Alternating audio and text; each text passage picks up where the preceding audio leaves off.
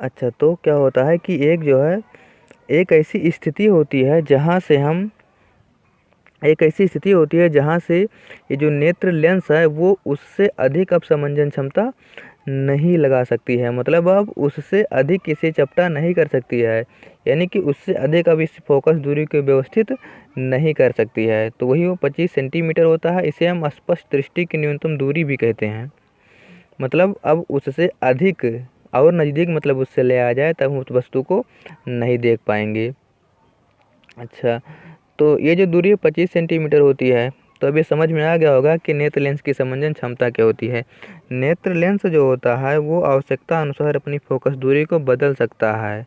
दूर वस्तु रहे तब फोकस दूरी को वो बढ़ाता है, और अगर जब नज़दीक वस्तु आती है तो फोकस दूरी को वो घटाता है, और अपने आप को इस प्रकार से व्यवस्थित करता है कि वो उसका जो प्रतिबिंब हो जा करके रेटिना पर बने। इसी को नेत्र लेंस की समंजन क्षमता कहते हैं।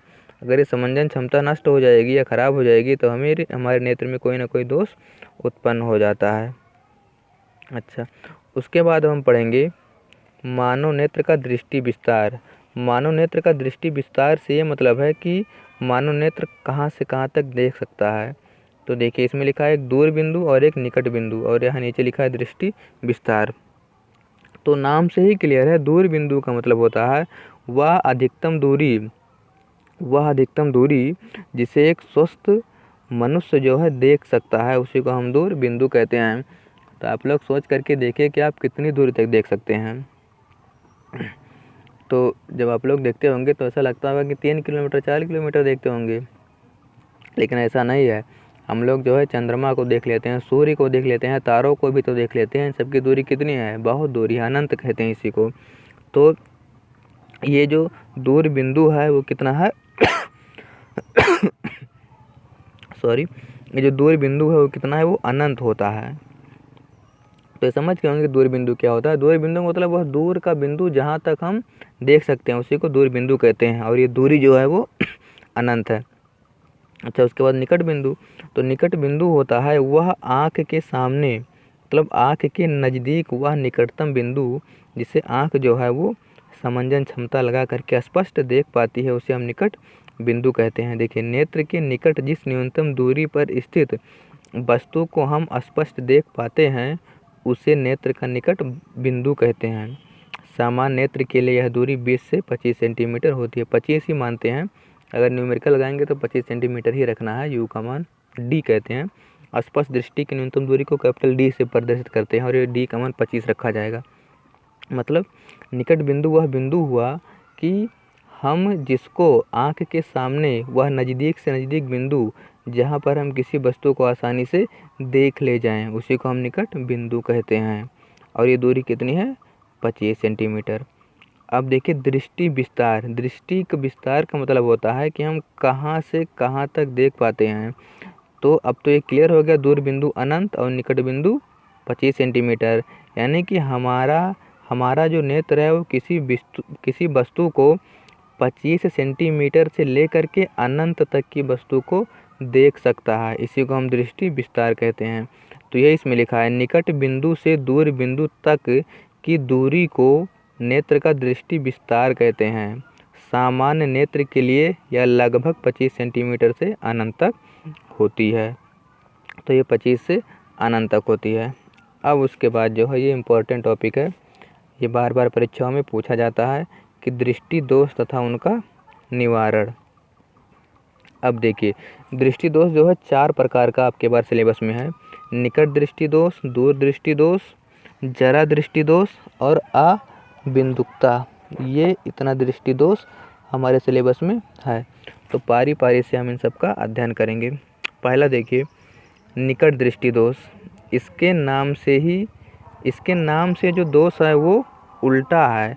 निकट दृष्टि दोष जो होता है उसमें निकट की वस्तुएं तो दिखाई देती हैं लेकिन दूर की वस्तुएं नहीं दिखाई देती हैं, और जो दूर दृष्टि दोष होता है उसमें दूर की वस्तुएं दिखाई देती हैं लेकिन निकट की वस्तुएं नहीं दिखाई देती हैं। तो इसको हम अच्छे से समझते हैं कि इसका कारण क्या होता है, इसका निवारण क्या होता है। देखिए, इसमें लिखा है, ऐसा दोष जिसमें मनुष्य को निकट की वस्तुएं तो स्पष्ट रूप से दिखाई देती हैं परंतु एक सीमित दूरी के आगे की वस्तुएं स्पष्ट नहीं दिखाई देती हैं, निकट दृष्टि दोष कहलाता है। मतलब इसमें क्या होगा कि जो पास की वस्तुएं होंगी वो तो स्पष्ट रूप से दिखाई देंगी, लेकिन जो दूर की वस्तुएं होंगी वो नहीं दिखाई देंगी। मतलब बहुत दूर की वस्तुएं नहीं दिखाई पड़ेंगी, केवल हमें पास की वस्तुएं ही दिखाई पड़ेंगी। अच्छा, अब ये कारण इसका क्यों है, क्या होता है कि ये निकट दृष्टि दोष होता क्यों है? तो इसका दो कारण है।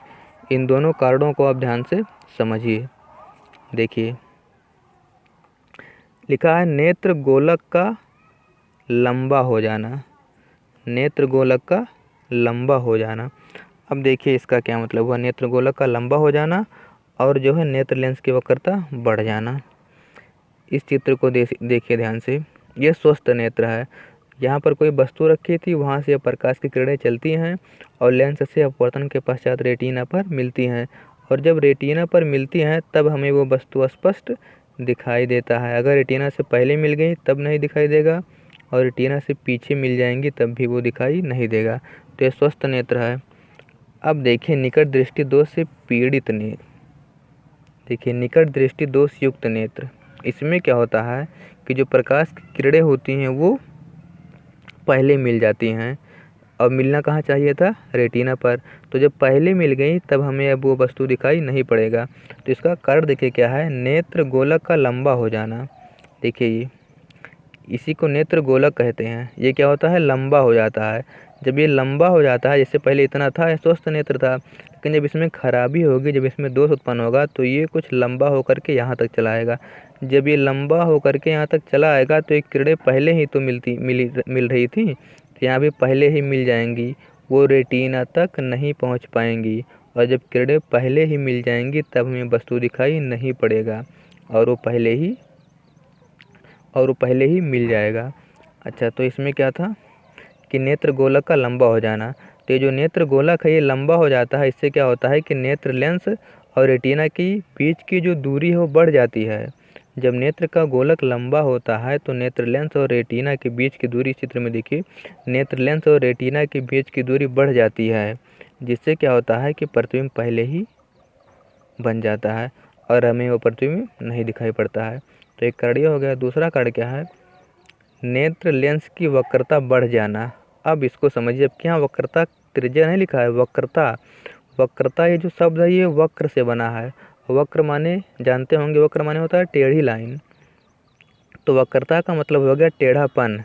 नेत्र लेंस की वक्रता का बढ़ जाना। वक्रता का मतलब वक्रता त्रिज्या नहीं है, तब इसका क्या मतलब है, इसको देखिए।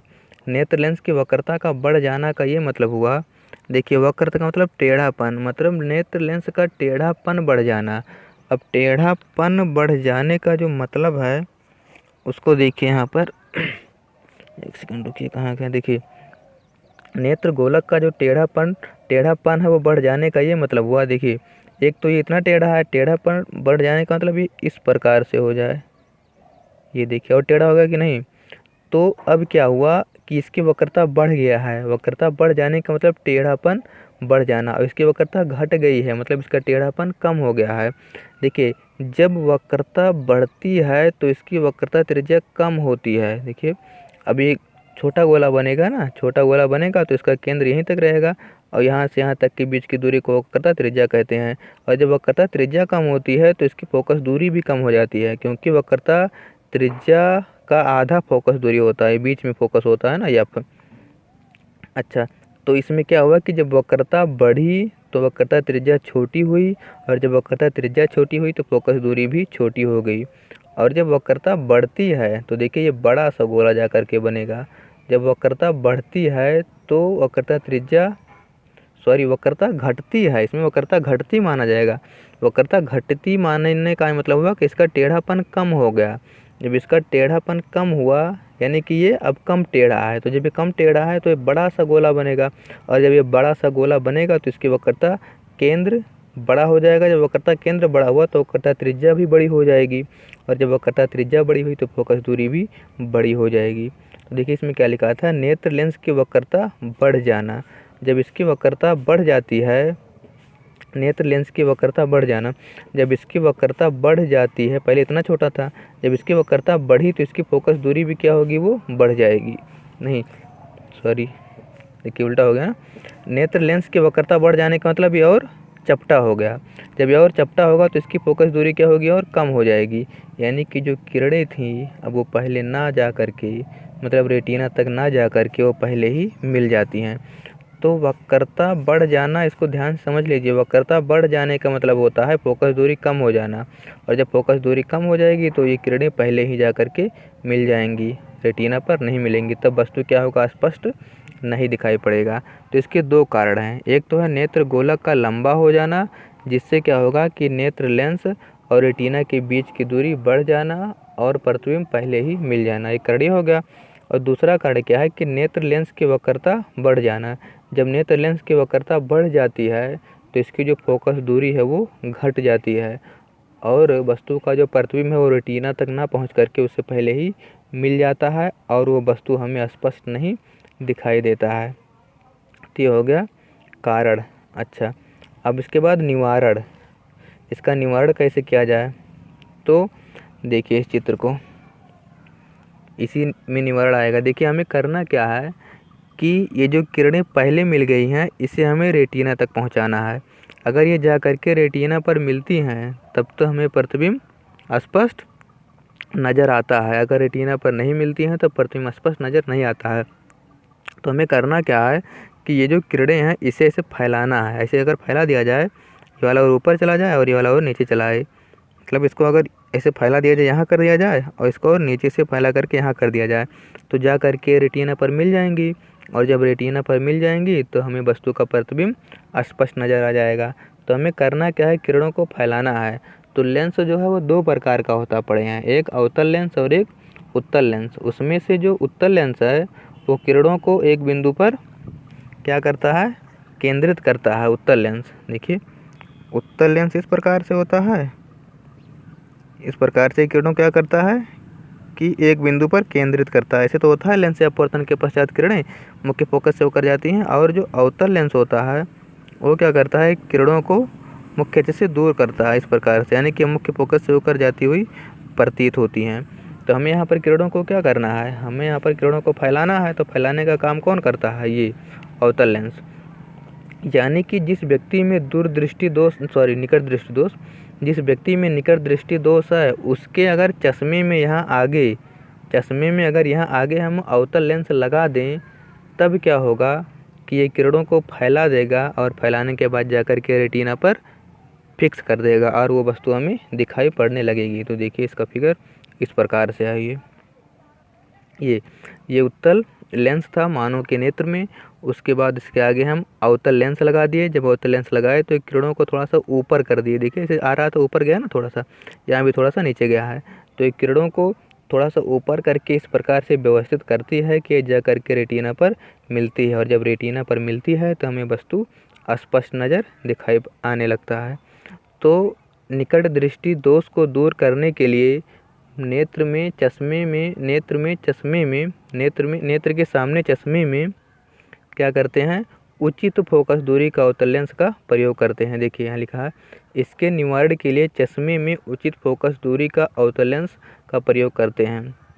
तो निकट दृष्टि दोष के लिए हम अवतल लेंस का प्रयोग करते हैं, इसको याद रखना। प्रश्न में केवल यही पूछेगा कि निकट दृष्टि दोष में कौन सा लेंस प्रयोग किया जाता है, एक नंबर में तो उत्तल लेंस बताना है। अब विस्तृत में आएगा तो ऐसे प्रश्न आएगा कि निकट दृष्टि दोष किसे कहते हैं, इसके क्या कारण होते हैं, और इसका निवारण कैसे किया जा सकता है।